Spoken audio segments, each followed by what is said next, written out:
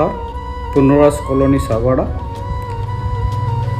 Kesharimal jewellers के बारे में अगर कोई ये पूछे कि ये क्या है तो किसी को कुछ बताने की ज़रूरत ही नहीं है।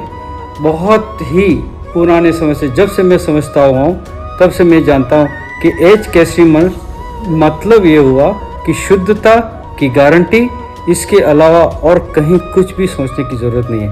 मैं जब से भी समझता हुआ मैं यही नाम सुनता आ रहा हूँ और मैं पिछले करीब 40 सालों से इसी प्रतिष्ठान से सोने का खरीदारी करता हूँ। मेरे घर के सभी सदस्य इसी नाम से पहुँचते हैं। वहाँ ये चाहते हैं कि हम जाएंगे तो एच केशरीमल से ही जाएंगे, जहाँ हमें शुद्धता की पूरी गारंटी रहेगी।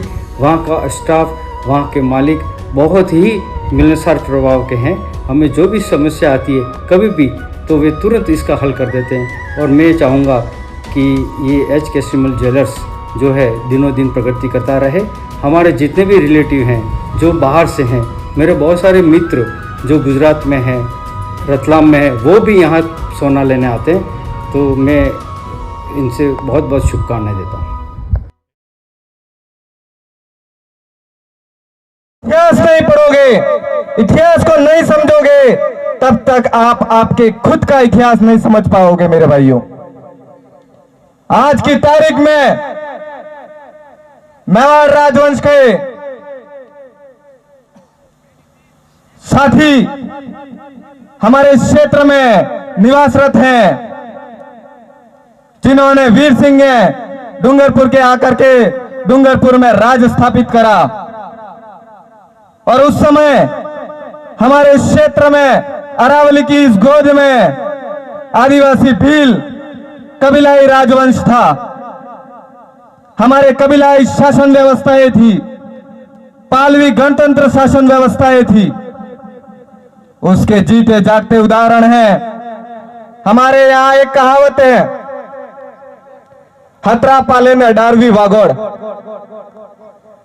तो हमारे इन इलाकों में अलग अलग गणगोत्रों के पालवी राज हुआ करते थे।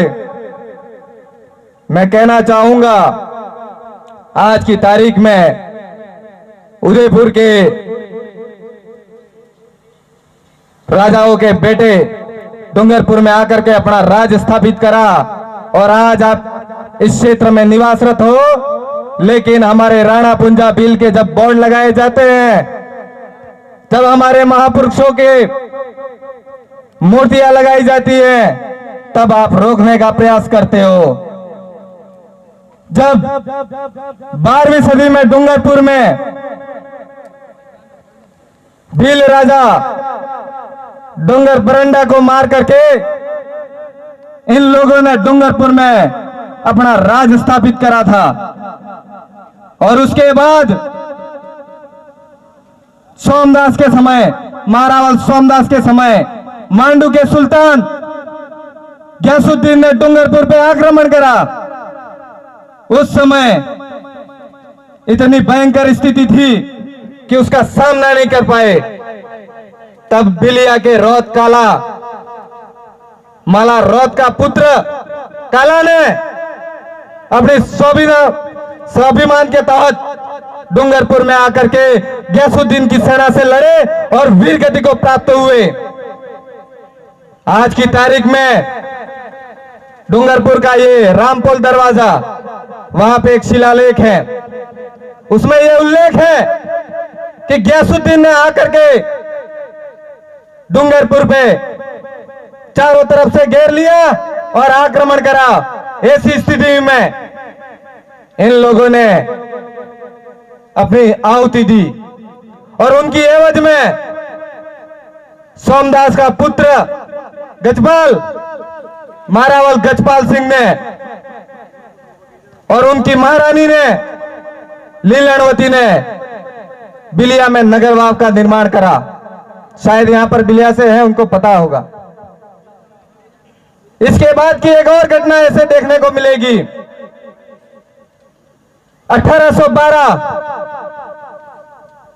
1812 में खुदर खां के नेतृत्व में एक और डूंगरपुर पे आक्रमण होता है और उस समय डूंगरपुर का मारावल जसवंत सिंह द्वितीय होता है और वो भी उस सेना से लड़ने के लिए असमर्थ होता है और वो अपना राजपाट छोड़ करके पाल सुराता में शरण में जाता है। ये इतिहास के पन्नों में आज भी है, लेकिन हमारे लोगों को नहीं पढ़ाते। उस समय हमारे लोगों ने राजा और उसके परिवार को रोटियां दी, उसके परिवार को शरण दी और उसके साथ लड़े और उसके राज दिलाने के लिए अपने कई सारे साथी शहीद हो गए। फिर भी आज हमारे इन इलाकों में हमारे महापुरुषों की मूर्तियां लगाने की जब बात आती है तब ये हमें रोकने का काम करते हैं। इसी के बाद एक और घटना आती है 1837 में मल्हार राव होलकर, जब मराठों का दबदबा इस भारतवर्ष में था, उस समय मल्हार राव होलकर ने डूंगरपुर पे आक्रमण करा। तब डूंगरपुर का राजा फिर से लड़ने के लिए असमर्थ हुआ। ऐसी स्थिति में डूंगरपुर का मारावल पाल नंबरवाड़ा में शरण में जाता है। यह भी आज भी उस किताबों में उल्लेख है, लेकिन हमारे लोगों को नहीं पढ़ाते हो। ऐसा क्यों? आज तक हमारे बिलों का गौरवान्वित इतिहास है, फिर भी इन लोगों ने हमारे इतिहास को हमारे लोगों से दूर रखा। यह इतिहास किसी और ने नहीं, मेवाड़ के गौरवान्वित इतिहास वीर विनोद पंत, डॉक्टर गौरीशंकर हीराचंद ओझा ने लिखा और उन्हीं के नेतृत्व में यहाँ के रजवाड़ी राजाओं ने अपने अपने रियासतों के अपने अपने राज्यों का इतिहास लिखवाया। और डूंगरपुर के इतिहास के नाम से एक पुस्तक है, उसमें इसका उल्लेख लिखा हुआ है। ऐसी एक और घटना हमारे यहाँ पालवी क्षेत्र में हुई थी। बेणेश्वर बेण का विवाद, बेण को वादू पर जो ये जो मामला था, ये 1864 का मामला था और उस समय डूंगरपुर का मारावल उदय सिंह द्वितीय था और उस समय तो ये बेणेश्वर का शिलालेख था। आज इन्होंने कहां रखा, क्या किया वो नहीं पता, लेकिन उसके अंदर एक उल्लेख है कि यह विवाद बेणेश्वर को लेकर के हुआ था कि डूंगरपुर का मारावल कह रहा था कि बेणेश्वर हमारा है और बांसवाड़ा का मारावल कह रहा था कि हमारा है। ऐसे विवादित स्थिति में यहां पर अंग्रेजों का शासन जसवंत सिंह द्वितीय के समय अंग्रेजों की अधीनता डूंगरपुर रियासत ने कर ली थी। ऐसी स्थिति में डूंगरपुर में एक पॉलिटिकल एजेंट होता था, जिनके આપણે कहें काम भले बीजो करे પણ એક મુખ્યો કરીને બીજો આદમી મળતા કે તો દેખરેખ કરશે। એવા રીતિ અંગ્રેજે ને જે રાજ તો આ રાજા રજવાડી में पॉलिटिकल एजेंट मिलता था। ना हड़नो महापड़ाव अजमेर में रहता तो मेरवाड़ा। तो उस शिलालेख में उल्लेख है मारावल जसवंत सिंह और हिलिम स्टेगर्स जो पॉलिटिकल एजेंट था और हमारे डूंगरपुर के मारावल के पत्थर पे हस्ताक्षर खुदवाए गए थे। यह इतिहास है। और इसके बाद में 1866 और 67 में एक कांड होता है, रणसागर का कांड। इसमें लालू डामोर को षड्यंत्र पूर्वक मारने का उल्लेख मिलता है। हताई के ठाकुर रघुनाथ सिंह को यह आदेश दिया जाता है कि आप इनका समझौता करवाए। ताणे હું કીધું કે આપણે પાલવી ગમેતીઓને હાદી ને કહ્યું કે આપણે આપસી સમજોતો કરો, આપણે ભાઈ ભાઈ ने हादी नाना रणसागर में हमारे बिल गमेतियों को मारा और इसके बाद यह मामला इतना बड़ा हो गया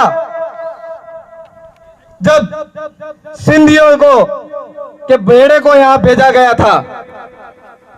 જેમ આપણે કઈ વરાળ વસૂલવું પડતું કે તો આપણે પાલવી इलाका में ये शासन वर्ग वाले लोग नहीं आते थे, वो हमारे गमेतियों से बात करते थे, लेकिन इनकी एक नहीं सुनी जाती थी। इसलिए ये लोग क्या करते थे, ये लोग अंग्रेजों के बाद अरबियों को, सिंधियों को बाहर से अपने इस इलाके में भेजा कि आप जाओ तमे वराड़ वसूड़ो। तो पेलाए उसीला पेलो 1 रुपया वराड़ भरવું પડતું હતું, તવે 2 रुपया માંગી એવા ને એવી સ્થિતિમાં આપણે લોકો માટે ખૂબ દબાવ બનાવતો હતો। એને કારણ था कि रणसागर में एक बड़ा कांड हो जाता फिर से, और उस मामले में मेवाड़ बिलकोर को इन्वॉल्व होना पड़ता है, और उसके बाद ये लोग हमारे कई गमेतियों को हिरासत में ले लेते हैं।